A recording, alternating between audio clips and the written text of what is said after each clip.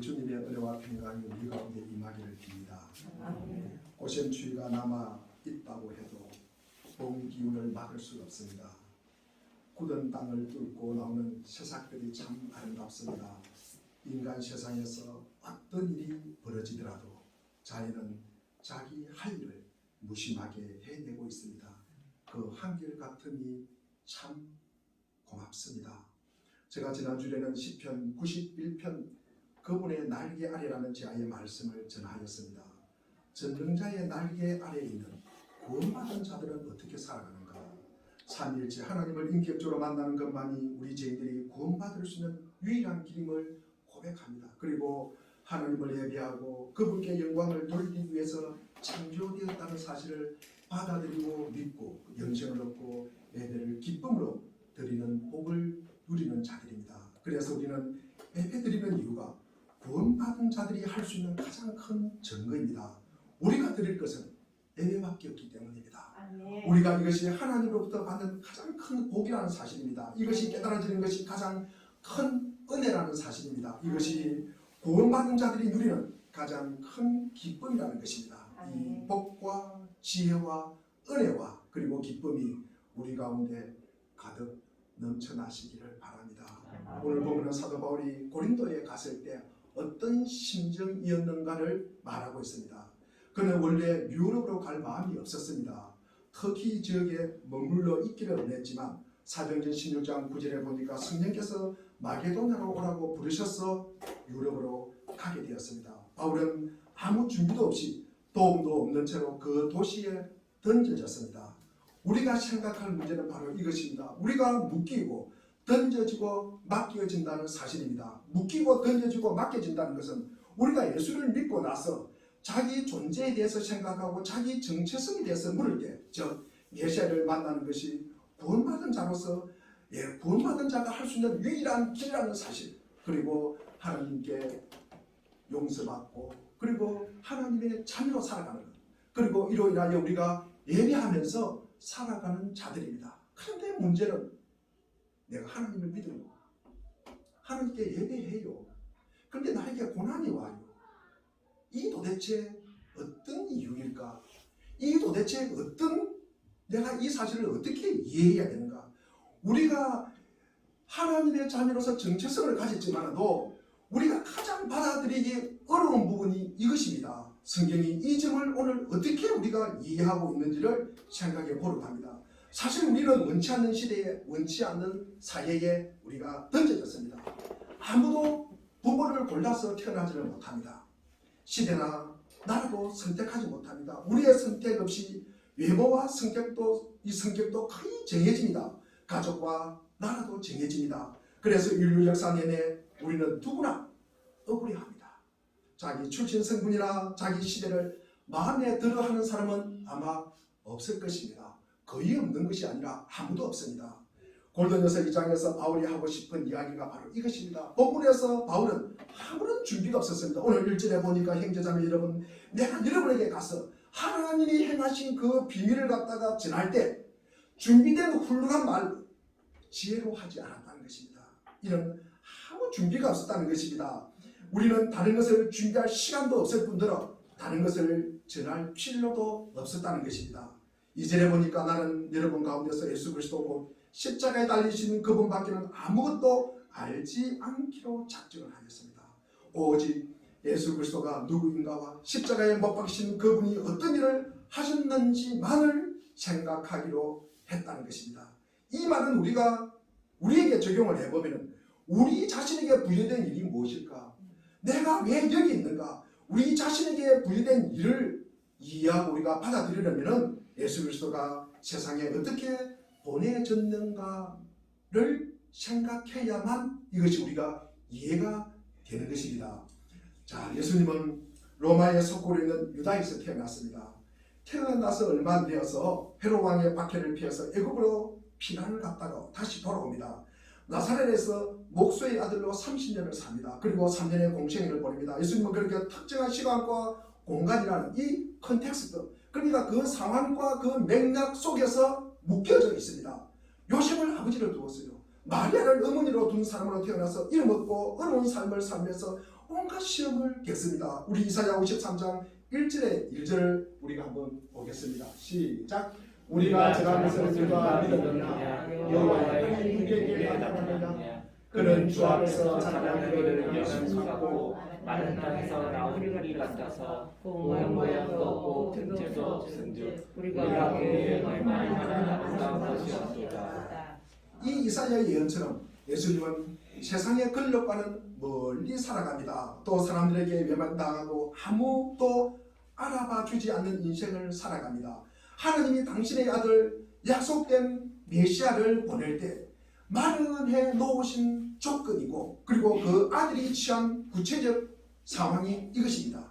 인생을 살면서 누구나 겪는 현실입니다. 그러나 우리가 결정할 수 있는 것은 굉장히 사소한 것들밖에 없습니다. 제가 교회에 거의 하루 종일 혼자 있습니다.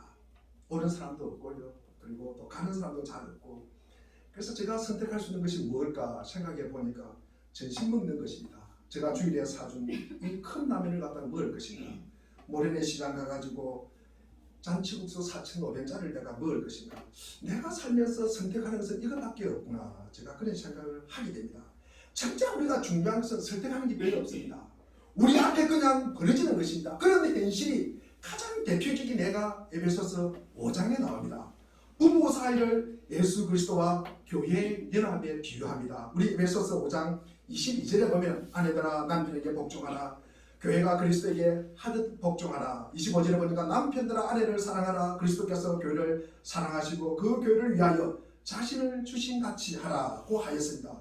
우리는 아니 하나님 지금 시대가 어때 때인데 자꾸 복종이라는 말을 갖다가 몇 번씩이나 쓰십니까?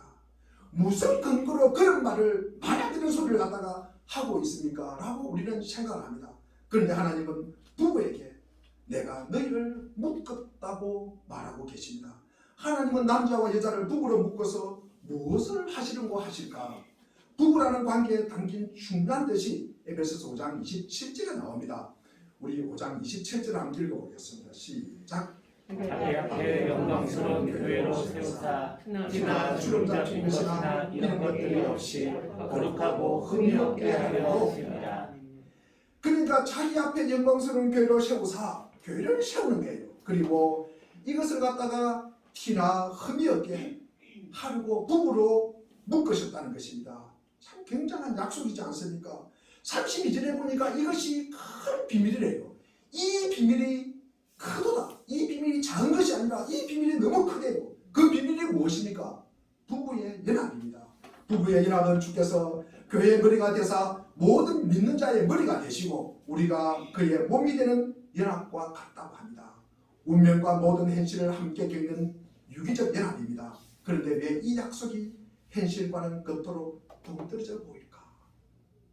왜 현실과는 너무나 동떨어져 보일까? 결혼할 때는 누구나 사랑해서 결혼합니다. 상대가 없으면 죽을 것 같아서 부모 반대도 불구하고 친구 반대도 불구하고 한 번 더 생각해보라는 말이 귀에 들어오지 않습니다. 별의별 노력을 다해서 결혼을 합니다. 그렇게 결혼을 하고 나면 길게는 3년, 짧게는 3주만 지나면 아차, 내가 중대한 실수를 했네 라는 사실을 깨닫게 됩니다. 이 이후에는 이게 뭔가? 내가 이러려고 결혼했을까? 내가 이러려고 발부둥치고 누구의 말도 듣지 않고 노력을 했단 말인가? 이 질문을 안고 삽니다. 결혼 생활뿐만 아니라 목회자의 길도 마찬가지입니다. 사실 우리 인생 똑같습니다. 왜 사냐? 내가 왜 살고 있느냐? 내가 왜 이 땅에 던져지고 내가 이 땅에 왜 태어났을까? 이 질문을 안고 우리는 살아가고 있는 것입니다. 이런 생각이 드는 것은 지극히 당연하고 또 중요합니다. 우리는 안심에 미혹됩니다. 모든 일에 아무 걱정 없이 편한 것. 그러나 우리의 삶은 불안하고 걱정스럽고 조마조마합니다. 지난주에 그분의 날개 아래 계속 그 안에 우리가 그분의 안에 날개 아래 머무는 것이 아니라 그 안에서 우리가 머물면서 회복이 되면은 우리는 세상으로 던져져서 하나님의 뜻대로 우리는 살아내야 되는 아픔이 있습니다. 이것이 현실입니다. 이게 정상입니다. 만사가 괜찮을 수도 없고요. 편안할 수도 없습니다. 부부 생활 내내 꿈길 같다고 하면 이것은 오히려 비정상입니다. 여기에 우리의 기대와 다른 성경에 관점이 있습니다. 하나님께서 일하시는 방법은 우리가 기대하는 것과는 너무나 다르다는 것입니다. 사랑해서 결혼했는데 살다 보면 우리가 기대했던 것과는 너무나 다른 현실이 맞닥뜨리게 됩니다. 그러면 사랑해서 결혼했는데 왜 행복하지 않을까? 내가 기도를 잘못했는가? 내 기도 응답이 아닌데 내가 배우자를 잘못 짚었나 하는 생각을 하게 됩니다. 이런 생각이 드는 것은 사랑에 대한 오해 때문입니다. 사람들은 사랑이 진심과 열정의 문제라고 생각합니다. 그래서 결혼 생활이 어려워지면 진심이 아니었네, 열정이 식었네, 그런 이야기를 합니다. 그러면서 부부싸움 합니다. 당신은 나한테 관심이 없어. 그러면서 문을 발로 차고 합니다. 그렇게 싸울 정도로 아직 열정과 진심이 남아 있다는 것을 확인하지만 여전히 행복하지 않습니다. 이게 뭔가 하면서 성격 차이다, 쏘갔다, 내가 잘못 선택했다, 성급했다, 뭐 여러 가지 이유를 갖다 붙인다. 그러나 그런 이유 때문에 불행한 것이 아닙니다. 사랑은 진심과 열정의 문제가 아닙니다. 우리 고린도전서 13장에 보면 사랑에 대해서 우리가 적극적인 정의를 내리지 않습니다. 이것은 사랑이 아니다라고 설명을 하고 있습니다. 사랑은 천사의 말이 아니다. 사랑은 환상이 아니다. 사랑은 산을 옮기는 능력이 아니다. 사랑은 자기 몸을 불살하게 내어주는 열정이 아니다. 그러면 사랑이 무엇입니까? 첫 번째로 보는 사랑에 대해서는 적극적인 정의가 이것입니다. 고린도전서 13장 4절에 보면 무엇입니까? 사랑은 오래 참는 거예요. 사랑은 오래 참는 거예요. 사랑은 견디는 것입니다. 우리가 결혼해서 살다가 보면 압니다. 이어지는 사랑에 대한 정의를 보십시오. 사랑은 온유해요. 시기하지 않아요. 자랑하지 않아요. 그리고 무례히 행하지 않습니다. 성내지 않습니다. 자기 유익을 구하지 않습니다. 그 모든 것 공통으로 우리가 가리키는 뜻이 무엇입니까? 상대방의 존재를 존중하는 것이 사랑이라는 것입니다. 사랑이라는 이름으로 상대방을 우리가 조종하고 움켜잡고 그리고 조작할 수 없다는 말씀입니다. 남들과 결혼을 하면 서로만 바라보고 살 수가 없습니다. 둘이 합하여 현실을 살아야 합니다. 둘이서 삶을 살아가며 가치와 의미를 만들어내는 싸움을 해야 하는데 둘이 가치관이 더 힘이 듭니다. 혼자 하는 것보다 둘이 하면 왜 힘들까? 요구가 두 배로 되기 때문입니다. 결혼을 할 때쯤 되면은 꼭 친구가 와서 하는 이야기가 있습니다. 야, 한 번 더 생각해봐라. 왜 속박을 갖다 받으려고 그래? 왜 감옥으로 들어가? 그냥 혼자 살아 라고 시험을 합니다. 혼자 살면 뭐가 좋을까요? 혼자 살면요 포기하기가 너무나 쉽습니다. 비도 오고 오늘 저녁은 내가 라면을 끓여 먹고 싶어요. 나는 먹고 싶어요. 그런데 남아있는 한 사람이 라면이 싫다면요 이거는 두솥을 하든지 안 되면 또 다른 방법을 취해야 되는 것입니다. 그래서 우리는 포기를 잘 할 수가 없습니다. 혼자 살 때는 자기만 포기하면 됩니다. 결혼해서 살면 아내가 남편이 포기를 안 하면 자기도 포기할 수가 없어요. 내가 하고 싶은 것만 하고 하기 싫은 것은 안 하면 되는 것이 아니라 아내가 남편이 원하는 것을 해야 합니다. 제가 아내가 남편의 그 누가 높니 위치를 갖다가 이야기하는 것이 아니라 성경은 이렇게 서로 묶인 관계에서 하나님의 일을 갖다가 하게 한다는 것입니다. 결혼뿐만 아니라 우리 현실도 이와 같습니다. 우리는 지금 나이에 묶여 있고요. 지금 가족에게 묶여 있고요. 지금의 어떤 상황 그리고 지금의 사회에 지금의 직장에 우리는 묶여 있습니다. 그리고 지금 각자의 개인적인 취향에도 묶여 있습니다. 우리가 할 수 있는 선택은 몇 개 되지 않는 지금의 정황에 묶여 있는 것입니다. 하나님은 그런 자리에 우리를 밀어넣은 것입니다. 이 사실을 우리가 꼭 기억하시기를 바랍니다. 거기서 우리의 현실을 살아내야 합니다. 예수 그리스도가 오신 것처럼 말입니다. 예수님이 들으셨던 말 우리도 들어야 합니다. 우리는 요한복음 1장 46절에 보면 나사렛에서 무슨 선한 것이 나오겠느냐. 예수님을 너무나 조롱하는 말입니다. 마태복음 27장 42절에 보니까 너가 다른 사람은 구원하였으되 너 자신은 왜 구원시키지 못해? 이 말은 우리도 들어야 합니다. 그런 조건 속에서 하나님이 우리와 함께 일하신다는 것입니다. 묶어서 살아가는 인생으로 하나님은 우리에게 무엇을 만들자고 하는 것입니까? 부부는 마치 이중창을 부르는 듀엣과 같습니다. 2015년에 오빠 생각이라는 영화가 있습니다. 전쟁 고아들을 모아놓고 합창단을 만드는 장면이 나옵니다. 노래를 잘 부르는 꼬마들이 싸움을 계속합니다. 그래서 지휘자가 둘을 앞에 놓고 이런 말을 합니다. 너희들 결투를 해라. 지는 사람은 이기는 사람에게 영원히 복종하는 것이다 라고 합니다. 그래서 한 명에게는 아일랜드 민요인 오 데니 보일, 그리고 다른 한 명에는 스코틀랜드 민요인 애니 로리를 부르게 합니다.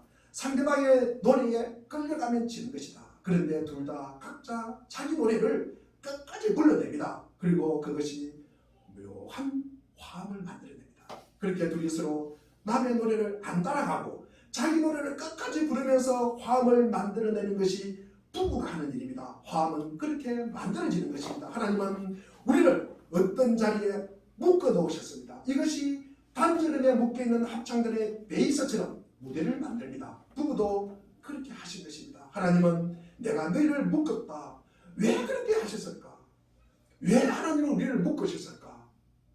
복 주시려고요.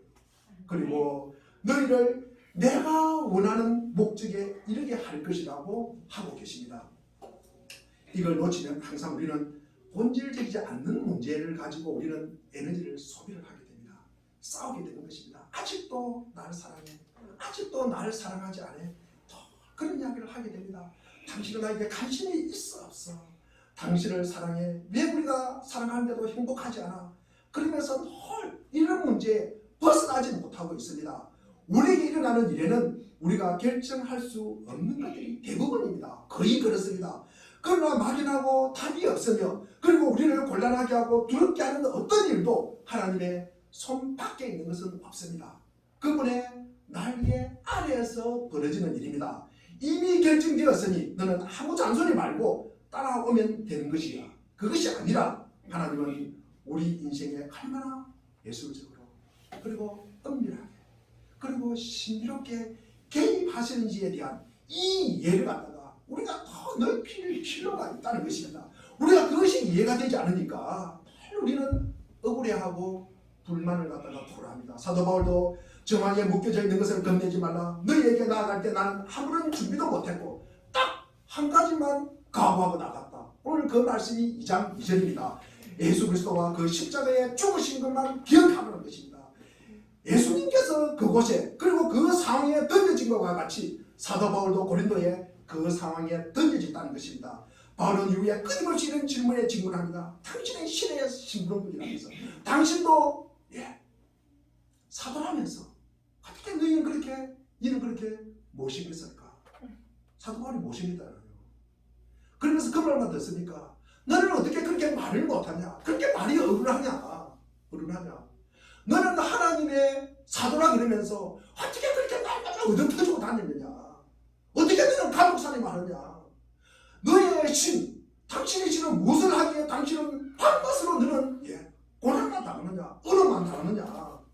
굽고 굶고 춥고 배고프고 헐벗고 얻어터지는 거 다 음이라고 생각합니다. 그런데 바울은 그것이 다 하나님의 일이라고 고백합니다. 육체의 가시를 뽑아달라고 3번씩이나 사도 바울이 기도합니다. 그런데 하나님께서 고린도후서 우리 12장 9절에 보면은 내 은혜가 내게 족하도다 그러면서 거절합니다. 그러면서 이어서 하는 말이 이런 그리스도의 능력이 내게 머물게 하는 것이다. 그리스도의 능력이 내게 머무는 것이래요.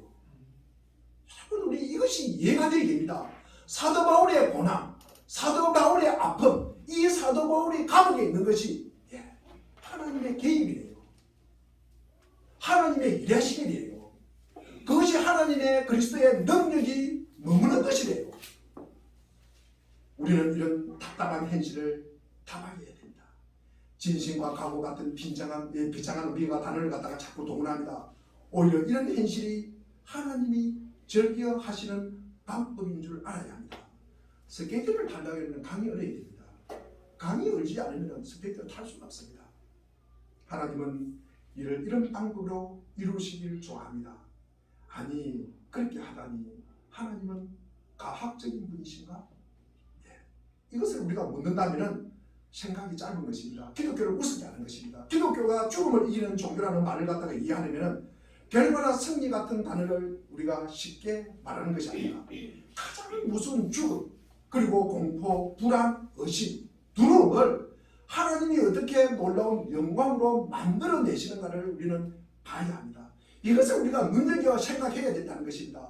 성경에서 보고 신앙의 선조들에게서 보고 또 자기 자신을 보아야 합니다. 나에게 이 일이 확신이 되어야 하는 것입니다. 성경은 각 시대마다 하나님이 지금 이렇게 일하고 계시다는 것을 선언들로 성경은 채워져 있습니다. 그러니 하나님이 일을 하시기 위해서는 우리를 어떤 도전과 질문 앞에 그리고 어떤 현실 앞에 세우는가를 우리는 봐야 합니다.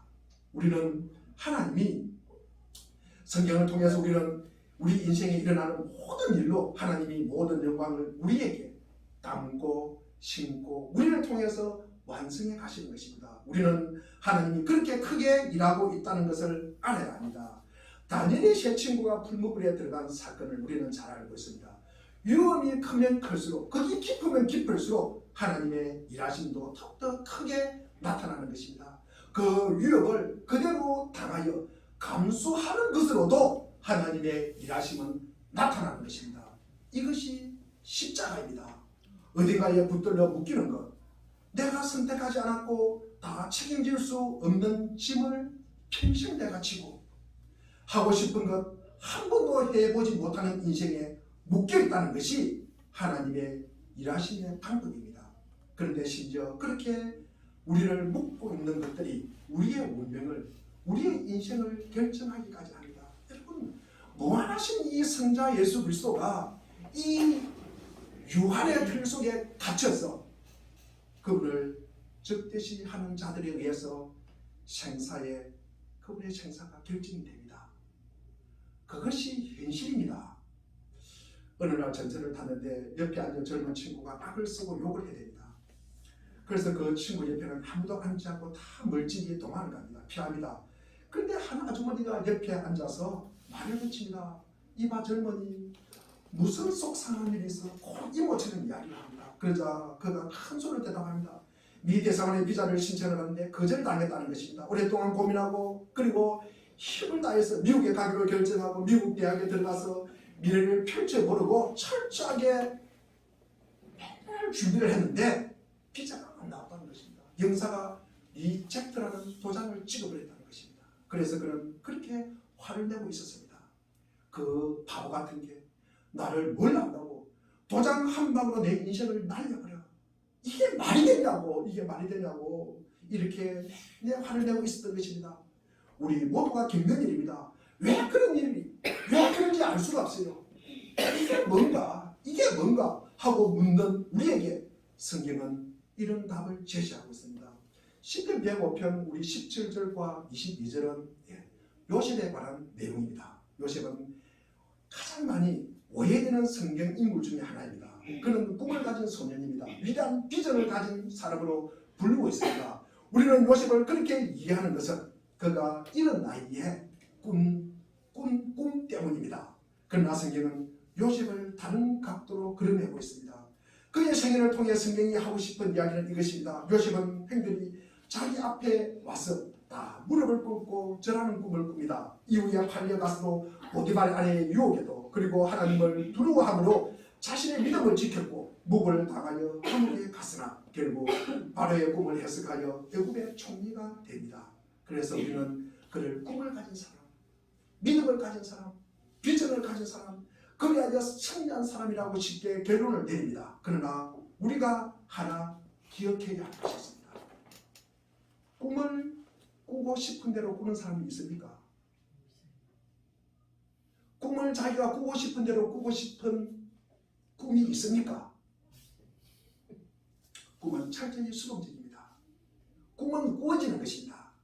요셉은 스스로 그런 비전과 소원을 세운 것이 아닙니다. 어느 날 자기도 모르게 꿈을 꾸게 되고 자기가 생각하기에 말도 안 되니까 형들에게 이야기한 것입니다. 그게 아마 이 요셉의 야심이었다면 그 함부로 형들에게 말했겠습니까? 형들의 무릎을 꿇리겠다는 그런 야심을 가졌다면 어떻게 그 꿈을 갖다가 발설했겠습니까? 자기도 기가 막혀 말이 안 되니까 형들에게 이야기한 것입니다.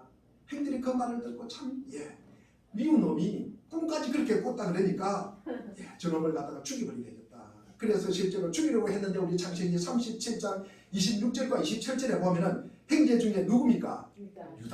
유다가 죽이면 뭐하냐? 지나가는 이스라엘 우리 상인들에게 팔아버리자. 그러면서 은 20에 팝니다. 요셉은 그렇게 졸지에 애굽의 노예가 됩니다. 성경에서 그의 여호와를 의지하고 여호와와 함께하여 행통한 자가 되었다 라는 기록이 나올 때마다 그 뒤에 보면은 늘 상황은 더 나빠지는 모습을 보게 됩니다. 요셉은 충성하였지만 노예가 되고요, 감옥에 가게 되고요, 차고를 차고 쇠사슬에 묶입니다. 요셉의 생애를 그려내는 이 시편 105편 17절과 22절까지 해서 주목할 점은 요셉의 삶은 전부 다 수동표라는 것입니다. 수동표라는 것입니다. 요셉이 자신의 의지로 선택해서 이루어낸 것은 하나도 없습니다. 심부름은 누가 시켜서 갔습니까? 아버지가 시켜서 갔습니다. 자기가 애굽에 팔려간 것은 누가 팔았습니까? 자기 형들이 팔았습니다. 자기가 감옥에 나온 것은 지가 나왔습니까? 지가 탈출했습니까? 아닙니다. 자기가 총리가 된 것이 무엇입니까? 바로 왕이 시켜줘서 총리가 되었어요. 요셉이 한 것은 없습니다. 시편 우리 105편 우리 17절부터 우리 19절까지 한번 읽어보겠습니다. 시작. 그가 한 사람을 앞서 보내셨으며 요셉이 종으로 팔렸도다. 그의 발은 척도를 차고 그의 몸은 쇠사슬을 내었으니 곧 여호와의 말씀이 응할 때까지다. 그의 말씀이 그를 단련하였도다. 요셉은 철저히 필연적인 자리에 서게 됩니다. 심지어 나중에 승리하는 모습까지도 그렇습니다. 20절도 보면 왕은 사람을 보내어 그를 석방하였다. 누가 석방했다고요? 왕이 석방시킵니다. 뭇 백성의 통치자가 그를 자유의 몸이 되게 하였다. 요셉은 탈출한 것도 아닙니다. 뭐 시험을 봐가지고 합격해서 석방된 것도 아닙니다. 누가 그렇게 하였다고요? 바로 왕이 그렇게 하였습니다. 시편 105편 21절도 보면은 우리 21절 22절 한번 읽어보겠습니다. 시작. 그를 그의 집에 주관자로 삼아 그의 모든 소유를 관리하게 하고 그의 뜻대 모든 시간을 다스리며 그의 지혜로 장로를 교훈하게 하였다. 바로가 요셉으로 하여금 자기 모든 소유를 관리하게 하고 모든 시간을 다스리게 하며 요셉의 지혜로 장로들을 교훈하게 합니다. 요셉은 계속 일을 당하고 있습니다. 그는 철저히 묶여있고 맡겨져 있고 던져졌습니다. 이런 그의 상태가 18절에 이렇게 인상적으로 요약되고 있지 않습니까? 그의 발은 차고를 차고 그의 몸은 쇠사슬에 매였다. 여기서 이 몸은 네페시는 혼이라고 바꾸어 읽을 수가 있습니다. 몸이 아니라 혼이 묶인 것입니다. 직역하면 그의 혼이 쇠사슬에 꽤 매여있다는 것입니다. 우리말로 딱 맞는 표현이 혼비백산이라는 말입니다. 요셉은 자기 인생과 자기 현실을 도무지 이해할 수가 없었습니다. 요셉은 바로의 꿈을 해석하고 총리가 됩니다. 꿈대로 풍년의 7년 동안 양식을 저장하고 7년간의 이어질 흉년에 대비합니다. 그때 가난해서 기근으로 형들이 양식을 얻겠다고 애굽에 옵니다. 형들이 자기 앞에 무릎을 꿇었을 때 요셉의 기억에 떠오른 것이 무엇이 있겠습니까? 창세기 37장 7절에 형들의 단이 4단을 돌려서서 절하되었다. 창세기 37장 9절에 보니까 해와 달과 11별이 내게 절하되었다. 그때 요셉은 무엇을 깨달았을까? 자기가 그런 인생이 우연이 아님을 그때서야 알게 됩니다. 그전에는 믿음이 없었던 것이 아니라 그가 속한 현실이 하나님의 계획이 너무나도 커서 그가 가진 믿음으로는 다 담을 수가 없었다는 것입니다. 그로서는 혼비백산 말고는 다른 것을 할 계획이 없었습니다. 마음을 좀 놓으려고 기도했는데 기도하고 나면 더 불안합니다. 하나님은 답을 안 하시기 때문입니다. 하나님은 쉽게 답을 하지 않습니다. 회개 기도를 우리가 한번 생각해 보십시오. 회개 기도는 내 마음 하나 편하자고 하는 기도가 아닙니다. 이 기도의 목적은 유주할 고주할 옛날 동네에서 제기차기 할 때 숫자를 갖다가 손님까지 낱낱이 고해서 본인의 호의와 재책을 제거하는 데 있는 것이 아닙니다. 훨씬 크게 우리가 생각을 해야 합니다. 기도는 이런 것입니다. 어떤 상황에서도 하나님이 일하고 있음을 믿는 것입니다. 어떤 상황과 어려움 속에서도 하나님의 다스림을 받아들이는 것입니다. 그러나 저로서는 이해가 되지 않을 때가 많습니다. 제 성질대로 하면 죽을 것 같은데 그래도 자폭하지 않게 해주세요. 저는 자폭하는데도 하나님은 저를 갖다가 붙잡아 주십시오 라고 기도하는 것입니다. 그게 우리가 성경 전체에 우리에게 하는 기도의 내용입니다. 에레미야 선지자가 하는 외침이 그것입니다. 너는 이제 망했다. 너희는 이제 포로를 잡혀 갈 것이다. 너희는 잘못했으니까 너희들 항복해라. 항복해라. 이 말이 무슨 뜻입니까? 단순히 회개만 촉구하는 것이 아닙니다. 선지자의 말은 너희가 남의 나라에 잡혀가지 말아도 끝장난 것이 아니다. 그때 가서 그게 끝이 아니었구나 하고 깨달은 것입니다. 선지자는 핏대를 세우고 성질을 부리지 않습니다. 현실을 이야기하고 있습니다. 너희가 한 것이 무엇인가 봐라. 하나님이 너희가 선택한 결과를 보여주겠다고 하십니다. 그러나 그것으로 끝이 아니다. 거기가 끝이라면 지금 다 죽여버리는 것이 더 쉽지 않느냐. 하나님은 당신이 하시는 일을 너희에게 납득시키고 공감시키고 그래서 너희를 외국의 포로로 보내시는 것이다. 그러니 겁먹지 말아라. 잘 견뎌라. 인내해라. 자살하지 말아라. 선지자들은 이렇게 말하는 것입니다. 하나님이 하시고자 하는 일이 이해가 되지 않을 때 우리는 하나님 당연합니다. 제가 금방 알아들으면 하나님이 하나님이겠습니까? 제가 못나게 구는 것을 깊이 이해해 주십시오. 이렇게 말하는 것입니다. 좀 너무 덥습니다. 뒤에 이렇게 불을 껐으면 좋겠습니다. 문을 조금 열어놔보세요. 우리는 요셉이 참 이상하게 일이 꼬였다가 풀려가는 것에 대해서 별로 우리는 주의를 기울이지 않습니다. 요셉은 17살의 소년으로서 아버지 심부름 갔다가 형들에게 팔려갈 때 그때 무엇을 생각했을까?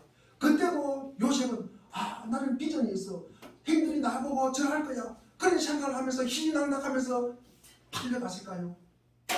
그리고 보드발의 아내의 유혹을 뿌리치고 나왔을 때도 하나님의 말씀을 지키려고 온 힘을 갖다가 가해서 발버둥 치는데도 기다리고 있는 것은 무엇입니까? 감옥행이었습니다. 그때도 난 꿈이 있어. 난 비전이 있어. 그러면서 웃으면서 감옥에 갔을까요? 그렇지 않습니다. 요셉이 술 맡은 관인장의 꿈을 해석하고 당신은 3일 만에 전직을 회복할 것이라고 말합니다. 그러면서 창세기 40장 14절에 보면 당신이 잘 되시거든. 나를 기억하소서. 나를 생각하는 것입니다. 그래서 그 집에서 건져달라고 이야기해요. 나 지금 억울해요.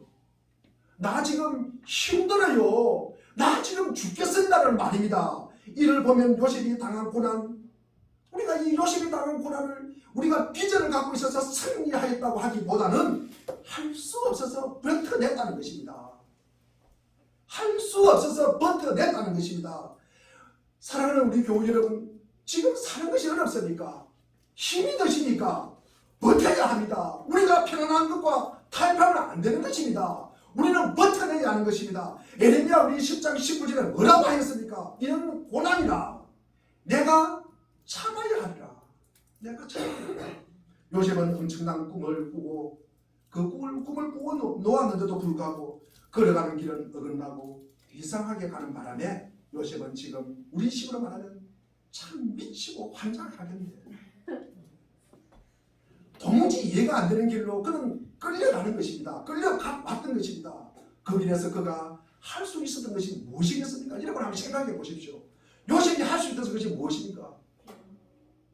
엉엉 우는 것밖에 없었을 것이다. 그러면서 한숨 쉬고 비명 지르고 고함 치는 것밖에 뭐 했을까? 제가 그런 생각을 합니다. 믿음은 시간을 동반합니다. 기다리는 것입니다. 하나님은 일이 어떻게 진행되어 갈지에 대해서 말씀하지 않으십니다. 나는 거룩하다. 나는 다르다. 하늘이 땅에서 높은 같이 내 생각은 다르다. 나는 신실하다. 나는 전능하다. 나는 거룩하다. 나는 자유롭다. 나는 거짓말하지 않는다. 나는 너희를 사랑한다. 걱정하지 말라고 하는 말씀하십니다. 사실 이보다 더 큰 약속이 어디 있습니까?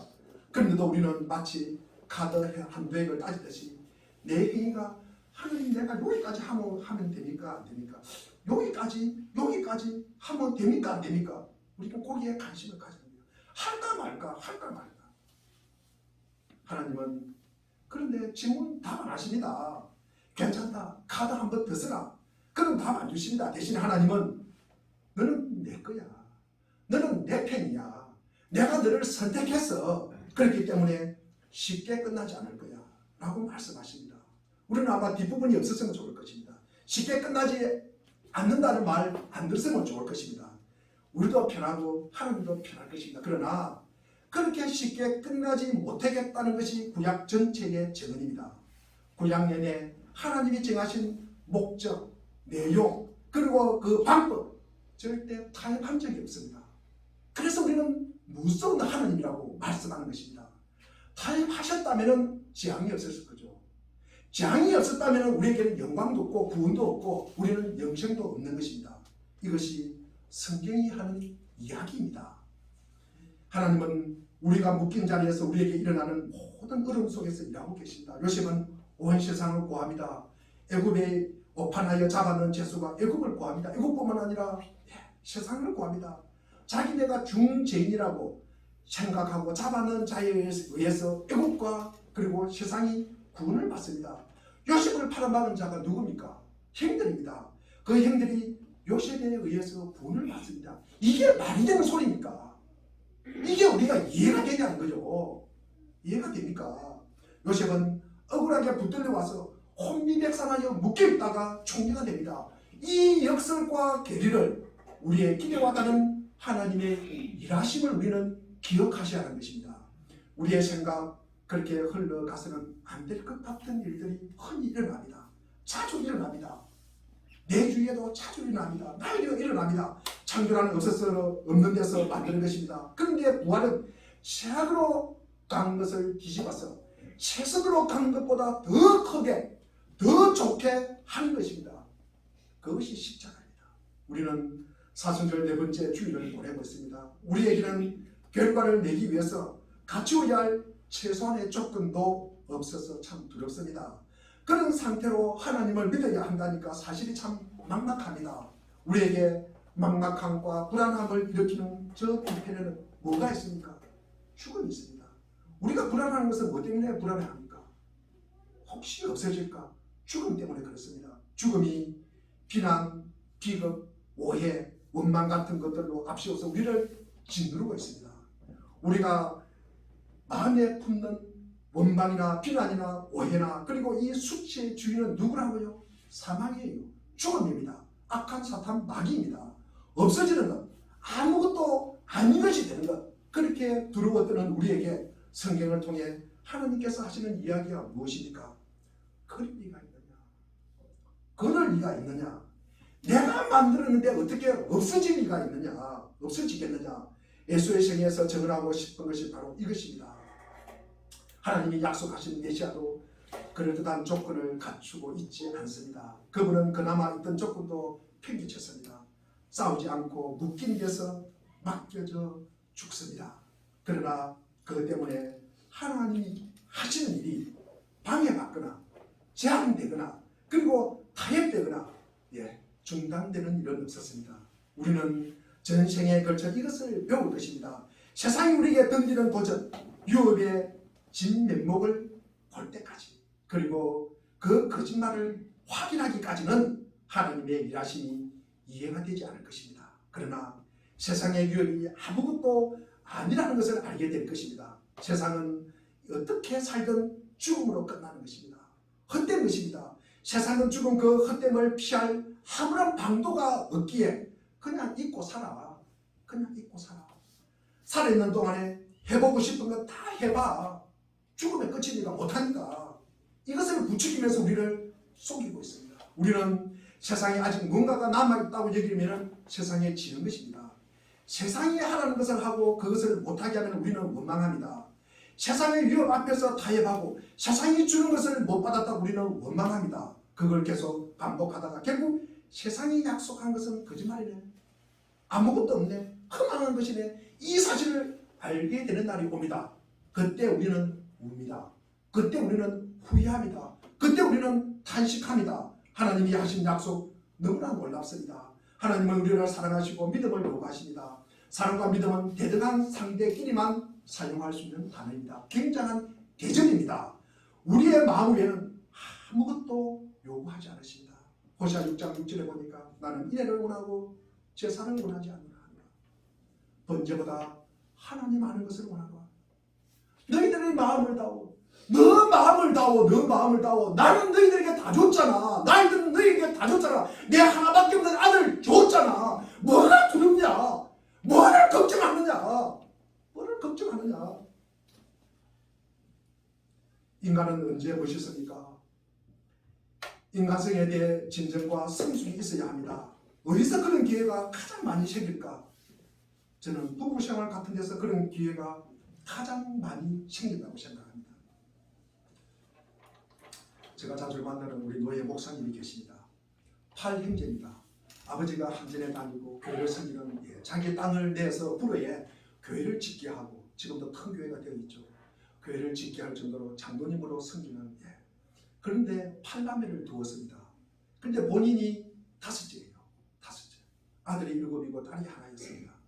그런데 유독 자기 셋째 형이 고등학교 때부터 담배 피우고 술 먹고 가출하고 싸움박질하고 다닌대요. 그래서 이 셋째 형과 자기가 같은 방을 썼대요. 그래서 술을 먹고 오면은요, 방에 오줌 싸고 똥 싸고 토하고 이것을 자기가 치우고 그래요. 그런데 그 사실을 안 아버지가 오면은 옛날에 이렇게 따뜻한 방망이라고 있지 않습니까? 그걸 가지고 와가지고 머리를 때리면 머리가 박이 터져가지고 피가 나고요. 유일이 남자고요. 그런 걸 본 아버지가 도저히 참을 수 없는 거예요. 그래서 다리를 때려가지고 다리에 검이 가가지고 기부술을 하고 그래도 뭡니까? 술을 먹고 다니는 거예요. 그런데 자기 셋째 형이 부모도 그랬대요. 사람 무시 못할 기라고. 그런데 그 형이 결혼을 했대요. 결혼을 하고 나니까 그 다음부터 달라지더래요. 술, 담배 380도로 달라진대요. 지금 교회를 섬기는 장로가 되어가지고 참 신실하게 섬기고 8 형제간들 중에서 가장 사는 것도 편하고 가장 믿음도 좋고 가장 인품도 좋고 그런 삶을 지금 살고 있대요. 누구도 못 긁는 고집을 배우자가 꺾습니다. 다른 방망이 가지고 아버지가 꺾지 못하는 것을 배우자가 꺾습니다. 부부 생활은 혼자서 절대 받을 수 없는 훈련을 받는 거예요. 감수하게 되어 마침내 경지에 이릅니다. 부부 생활에서 서로 감수할 수 있는 실력이 생긴다면 세상 속에서 진정으로 명예로운 선택을 할 수 있게 됩니다. 묶인 인생을 살 수 있게 되고 그 속에서 명예를 발견할 수가 있습니다. 하나님이 우리에게 주신 정황, 조건들이 던지는 도전에 답하는 참된 인생을 살 수가 있습니다. 우리가 살다 보면 정직해서는 상을 잘 받지 못합니다. 그러나 정직은 그 자체가 명예입니다. 우리가 설득을 하거나 변명을 하거나 우리가 공감을 자아내는 것은 부차적인 것입니다. 우리가 흔히 쓰는 하나님은 아시오, 하나님은 알아, 이런 말도 필요가 없습니다. 정직한 것, 성실한 것, 그리고 진실한 것은 그 자체가 고귀한 명예입니다. 누구를 용서하는 것, 누구의 말을 우리가 들어주는 것, 다 명예로운 일입니다. 누구를 이기는 싸움이 아니라 누가 더 하나님이 만드신 행상에 접근하는가, 이 싸움을 우리는 하고 있는 것입니다. 마태복음 5장 46절과 48절을 보면 너희가 너희를 사랑하는 자를 사랑하면 세리보다 할 게 뭐가 있느냐, 너희가 너희 형제에게만 모란하면 남보다 더한 것이 무엇이냐. 이 말도 그렇게 하지 않는다. 하늘 아버지의 온전하신 같이 너희도 온전하라. 참 굉장한 말입니다. 사람들에게 인정받는 윤리를 말하는 것이 아닙니다. 하나님의 형상을 담는 일입니다. 그러니 우리의 현실 속에는 진실하고 정직해야 합니다. 우리에게 모든 짐을 떠맡긴 자들, 우리를 괴롭힌 자들이 우리로 말미암아 구원을 갖다가 받는 것입니다. 바꿔 말하면 우리가 실패한 그 자리에서 하나님이 은혜를 담는 자리가 될 것입니다. 저도 된다. 성경이 우리에게 말하는 것입니다. 저도 된다는 것이 무책임해도 된다는 것과는 다른 것입니다. 우리가 낸 열심과 진심이 이 세상에서 보상을 받지 못할 수도 있다는 말입니다. 그러나 하나님의 일은 이루어지는 것입니다. 그걸 우리가 아셔야 합니다. 우리가 겪는 현실, 지금 우리의 주어진 모든 조건은 하나님이 일을 이루시는 방법입니다. 하나님의 지혜요, 하나님의 능력입니다. 우리가 모자라고 부족하고 자책만 할 일이 아닙니다. 그 상황은 하나님의 일이 이루어지는 구체적인 현장입니다. 고린도서 11장 2절에 보니까 하나님의 열심으로 내가 너희를 그리스도에게 중매하는 것입니다. 하나님은 우리가 어디에 있든 어떤 못난 모습으로 있든 우리의 입술로 하나님 나의 아버지라고 부르기를 원하십니다. 우리가 아무리 못났어도 상관없습니다. 사랑이라는 말이 이제는 참 진부합니다. 그러나 연애할 때는 상대방의 입술에서 나오는 그 한마디가 전혀 진부하지 않습니다. 그 한마디가 나의 가슴을 울리는 것입니다. 우리의 조건, 우리의 구체적인 현실, 우리의 상황, 우리의 능력에서 하나님 사랑합니다. 나 하나님 믿습니다. 그래서 저 감수하겠습니다. 라는 말이 나와야 합니다. 하나님께서 보내신 그리스도와 성령으로 묶였다는 사실을 가장 우리가 중요하게 여기고 기쁨으로 묶여져 던져지는 상황과 처지에서도 그분께서 일하시고 그리고 있음을 믿고 견디고 살아내는 인내와 지혜가 있기를 바랍니다. 그리하여 그분이 나와 함께 하셔서 그분의 도움과 능력으로 내가 지금 여기 있노라 라고 고백하고 믿고 우리가 살면서 그렇게 하나님의 일을 한 이 요셉 이야기, 모세의 이야기 그리고 에레미야의 이야기에 이어서 우리 각자의 이야기를 계속해서 이어나가시기를 축원드립니다. 기도하겠습니다.